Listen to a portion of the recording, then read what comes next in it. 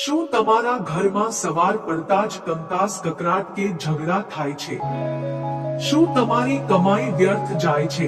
ગમે તેટલું કરો પણ આવક પૂરતી રહેતી નથી, તમારા પરિવારમાં સહયોગ નથી રહેતો, તો આ વિડિયો તમારા માટે છે. વિડિયોને પૂરો જોવો અને જાણો.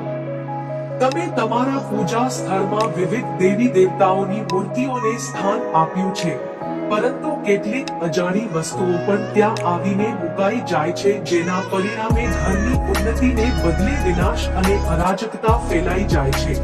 પ્રિય મિત્રો, આવી નાની મોટી ભૂલોને કારણે અનેક વખત લોકો દેવી દેવતાઓના વિચારોમાં ખોવાઈ જાય છે અને તેઓ વિચારે છે કે કેટલાક વ્યક્તિઓને આવું તેથી થાય છે કારણ કે તેઓ વાસ્તુ વિદ્યાને હળવાશમાં લઈને ઘરમાં મૂકેલી વસ્તુઓને તેમની યોગ્ય જગ્યાએ નથી વ્યવસ્થિત કરતા.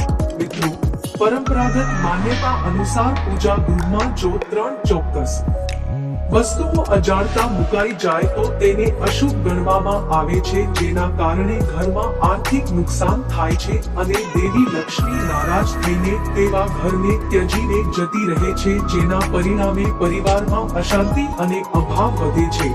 તેમાંથી કેટલીક વિશેષ વસ્તુઓ વિશે તમે અહીં વિગતવાર જાણી શકશો અને તેમાંથી 3 અત્યંત મહત્વની વસ્તુઓ વિશે પણ વિચારીશું, જેને ઘરના પૂજા સ્થાનમાં અવશ્ય મૂકવી જોઈએ, જેથી કરીને ઘરમાં હંમેશા સકારાત્મક ઉર્જા વહે છે.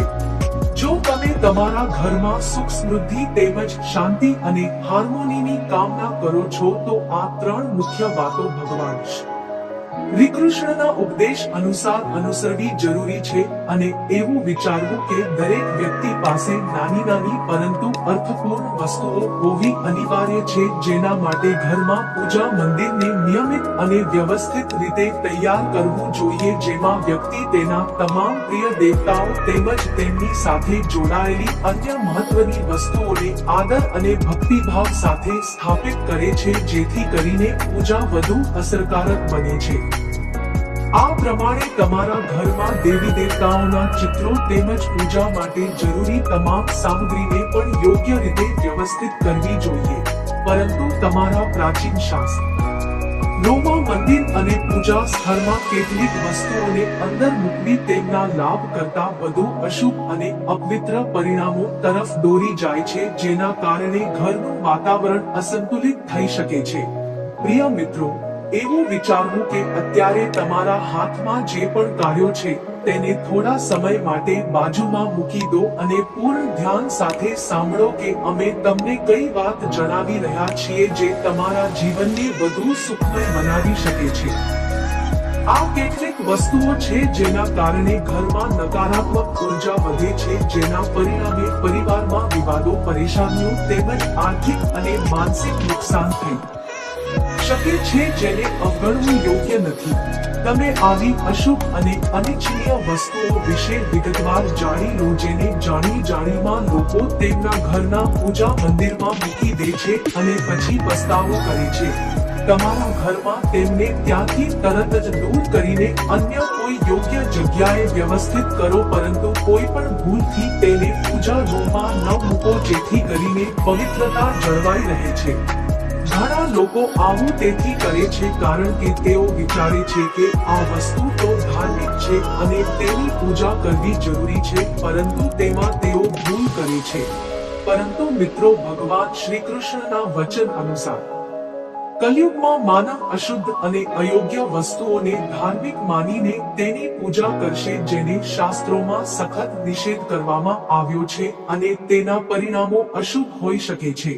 ભગવાન શ્રી કૃષ્ણે તો કલિયુગમાં માનવ ધાર્મિક અને અશુદ્ધ વસ્તુઓ પર પૂજા કરીને પોતાનું જીવન જોખમમાં મૂકશે એવી આગાહી પહેલેથી જ કરી છે, જે આજે સાચી પડી રહી છે. મિત્રો, સૌથી પહેલા તો દીવા અને ધૂપની વાત કરીએ, જે પૂજાના અભિન્ન અંગ છે. મિત્રો, ભારતીય પરંપરા માટીની સાથે ઊંડી જોડાયેલી છે, તેથી અહીં માટીના દીવા પરંપરાગત અને પવિત્ર રીતે મંદિરોમાં વપરાય છે, જેના કારણે વાતાવરણમાં વિશેષ ઉર્જા વહે છે. જો તમે માટીનો દીવો વાપરી શકતા ન હો તો ધાતુથી બનેલા દીવાનો ઉપયોગ કરી શકો છો, જે પણ અસરકારક છે.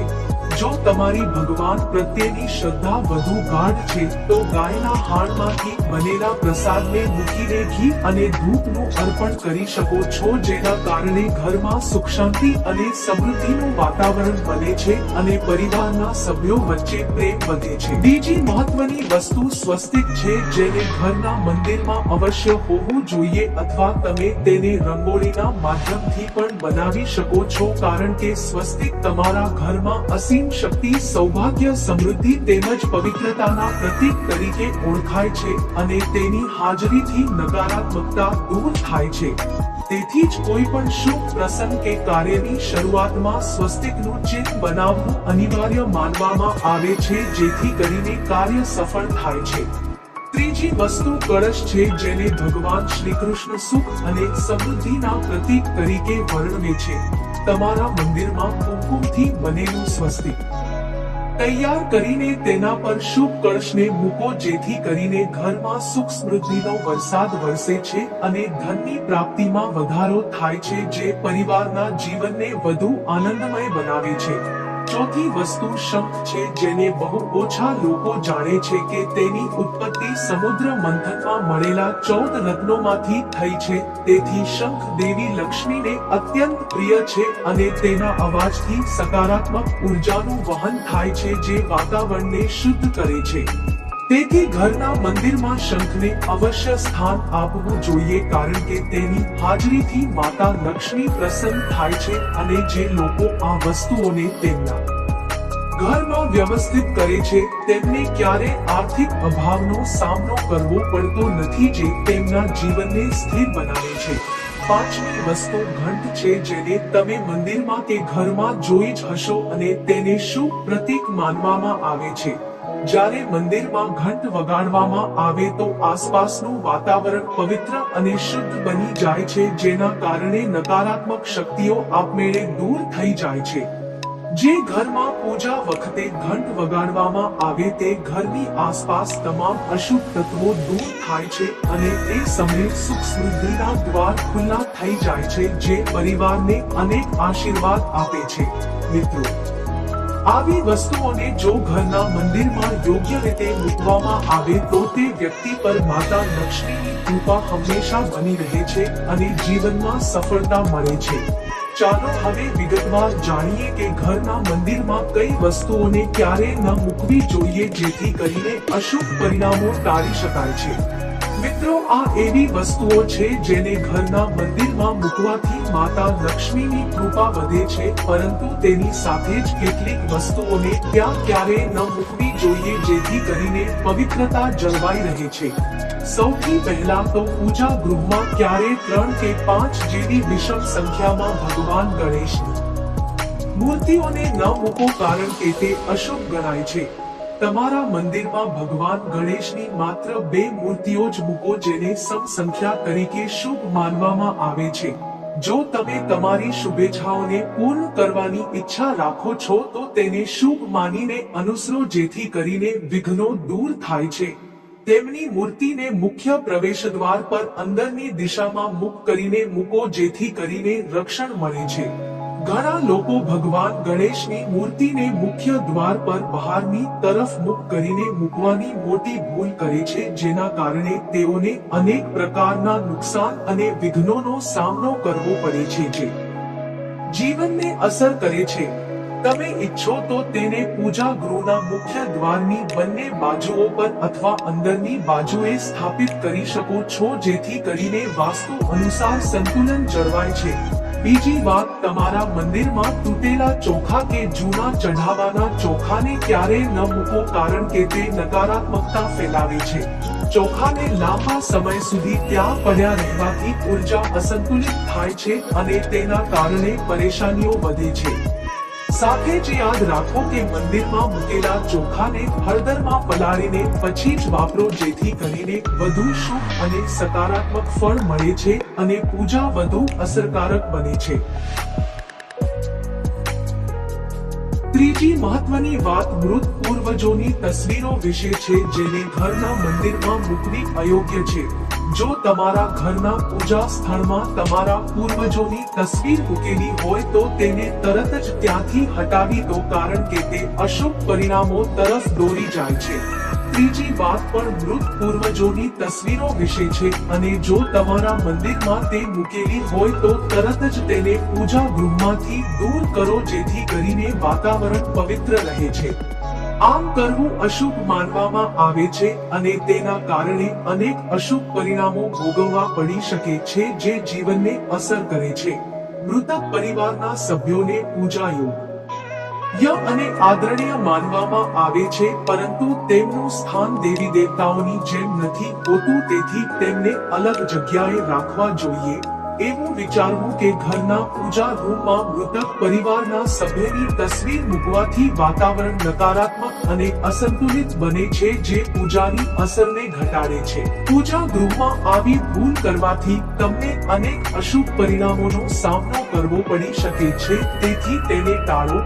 ઘણા લોકો સંત મહાત્માઓના ફોટા અને તસવીરોને મૂકે છે અને વિચારે છે કે પૂજા ખંડમાં સંતોની મૂર્તિ કે તસવીરોને ન મૂકવી જોઈએ, કારણ કે તે અશુભ છે. તેમ કરવું અશુભ માનવામાં આવે છે અને તેના કારણે પૂજાની પવિત્રતા અસર પામે છે. જો તમે કોઈ સંતને માનો છો તો તેમની તસવીરને દિવાલ પર લગાવી શકો છો, પરંતુ મંદિરના પ્લેટફોર્મ પર ક્યારેય ભૂલથી પણ ન મૂકો, જેથી કરીને સંતુલન જળવાય છે. આ સાથે જ માતા લક્ષ્મીની ઊભી મુદ્રાની મૂર્તિને ઘરના મંદિરમાં ક્યારેય ન મૂકો, કારણ કે માતા લક્ષ્મીને હંમેશા બેઠેલી મુદ્રામાં જ સ્થાપિત કરવી જોઈએ, જેથી કરીને તેમની કૃપા સ્થિર રહે છે. એવું વિચારવું કે આ રીતે ઘરમાં મૂર્તિઓની પૂજા કરવી અનુચિત છે અને તેના કારણે અશુભતા વધે છે. તેથી હવે ચાલો વિગતવાર જાણીએ તે વિશેષ વસ્તુઓ વિશે જે તમારા પૂજા ગૃહમાં અવશ્ય હોવી જોઈએ અને તેના કારણે ઘરમાં સમૃદ્ધિ વધે છે. પૂજા ગૃહમાં આ વસ્તુઓને મૂકવાથી ઘરમાં ધનની વર્ષા થાય છે અને માતા લક્ષ્મી તમારા ઘરની તમામ પરેશાનીઓને કાયમી ધોરણે દૂર કરીને સુખ આપે છે, જે જીવનને આનંદમય બનાવે છે. સૌથી પહેલા છે ગંગાજળ, જેને આપણા શાસ્ત્રોમાં અત્યંત પવિત્ર અને પાપનાશક માનવામાં આવે છે. તેથી પૂજા રૂમમાં ગંગાજળને અવશ્ય રાખવું જરૂરી છે, કારણ કે તે તમામ પાપોને નાશ કરે છે અને રોગોને દૂર કરીને આરોગ્ય પ્રદાન કરે છે. તેથી તાંબાના લોટામાં ગંગાજળને ભરીને મૂકો તો તમારા ઘરની પૂજાની પવિત્રતા વધે છે અને તમને તમારી પૂજાનું સંપૂર્ણ ફળ મળે છે, જે તમારી ભક્તિને વધુ ગાઢ બનાવે છે. મિત્રો, બીજી વસ્તુ કળશ છે, અને એવું વિચારવું કે શાસ્ત્રોમાં કળશને પૂર્ણતા અને સંપૂર્ણતાના પ્રતીક તરીકે ગણવામાં આવે છે, જે વિના કોઈ પણ પૂજા અધૂરી રહે છે. પછી તે સત્યનારાયણની પૂજા હોય, દિવાળીનો તહેવાર હોય કે નવરાત્રીની ઉજવણી હોય અથવા અન્ય કોઈ શુભ પ્રસંગ હોય, કળશની સ્થાપના વિના તે અપૂર્ણ માનવામાં આવે છે, જેથી કરીને દેવતાઓનું આહવાન થાય છે. દેવતાઓને બોલાવવા માટે પૂજામાં કળશનો ઉપયોગ અનિવાર્ય છે, અને એવું વિચારવું કે ભગવાનની સામે પાણી ભરેલું તાંબાનું કળશ શુભ અને માંગલિક માનવામાં આવે છે. એવું કહેવાય છે કે તમે રોજની પૂજા વખતે ભગવાનની સામે પાણી ભરેલું કળશ મૂકો તો તમને તેની અદ્ભુત અને ચમત્કારિક અસર જરૂર અનુભવાશે, જે તમારા જીવનને બદલી શકે છે. તમારે પૂજામાં મુખ્યત્વે તાંબાના કળશનો જ ઉપયોગ કરવો જોઈએ, કારણ કે તે વધુ શુભ છે. જો કોઈ પૂજા સામગ્રીની કમી હોય તો તેને કારણે પૂજા અધવચ્ચે છોડી ન દો અને તેને સ્વસ્થ માનીને આગળ વધો. આવી પરિસ્થિતિમાં ચોખા અને ફૂલને ભગવાનને અર્પણ કરો અને મનમાં તેમના નામનું સ્મરણ કરો, જેથી કરીને પૂજા પૂર્ણ થાય છે. ગંગાજળને ક્યારેય પ્લાસ્ટિકની બોટલમાં કે અન્ય કેટલામાં અથવા સામાન્ય ધાતુના વાસણમાં ન મૂકો, પરંતુ તાંબાના વાસણમાં જ તેને રાખો, જેથી કરીને તેની પવિત્રતા જળવાય છે. શિવલિંગ પર કેતકીના ફૂલને ક્યારેય ન ચઢાવો, કારણ કે તે નિષેધ છે અને અશુભ માનવામાં આવે છે. કોઈ પણ પૂજામાં તમારી મનોકામનાઓની સિદ્ધિ માટે દક્ષિણાનું અર્પણ અવશ્ય કરો, અને ખાસ કરીને કમળના ફૂલને દેવી લક્ષ્મીને અર્પણ કરો, જેથી કરીને તેમની કૃપા વધે છે. અને જો તમે શુક્રવારના દિવસે આ કાર્ય કરશો તો તમને અનેક પ્રકારના લાભ અને સફળતા મળશે જે તમારા જીવનને સમૃદ્ધ બનાવશે આ ફૂલને 5 દિવસ સુધી પાણીમાં ન ટકાવીને ફરીથી અર્પણ કરી શકાય છે જેથી કરીને તેની તાજગી જળવાય છે હંમેશા યાદ રાખો કે કોઈએ ક્યારે એક દીવાથી બીજો દીવો પ્રગટાવવો ન જોઈએ કારણ કે તે અશુભ છે શાસ્ત્રો અનુસાર જે વ્યક્તિ દીવાથી દીવો પ્રગટાવે છે તેને રોગ અને પરેશાનીઓનો સામનો કરવો પડે છે તેથી તેને ટાળો સવાર અને સાંજના સમયે ઘરના મંદિરમાં એક ઘીનો દીવો અને એક તેલનો દીવો પ્રગટાવવો જોઈએ જેથી કરીને વાતાવરણ પવિત્ર બને છે પૂજામાં દીવાને તેની યોગ્ય અને નિયત જગ્યાએ જ મૂકો જેથી કરીને તેની અસર વધુ થાય છે મિત્રો પૂજા રૂમમાં હંમેશા ઘીનો દીવો જમણી બાજુએ અને તેલનો દીવો ડાબી બાજુએ મૂકો જેથી કરીને વાસ્તુ અનુસાર સંતુલન જળવાય છે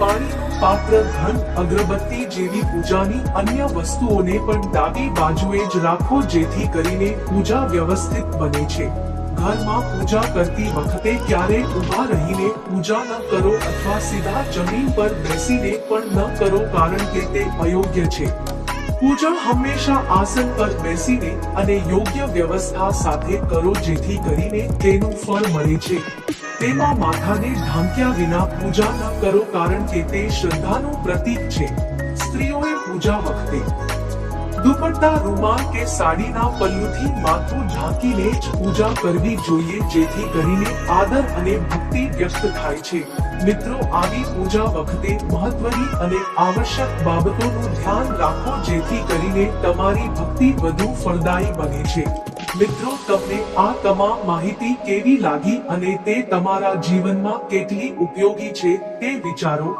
તમારો અમૂલ્ય આભાર કે તમે આ જ્ઞાનને અનુસરીને તમારા ઘરને વધુ સુખમય બનાવશો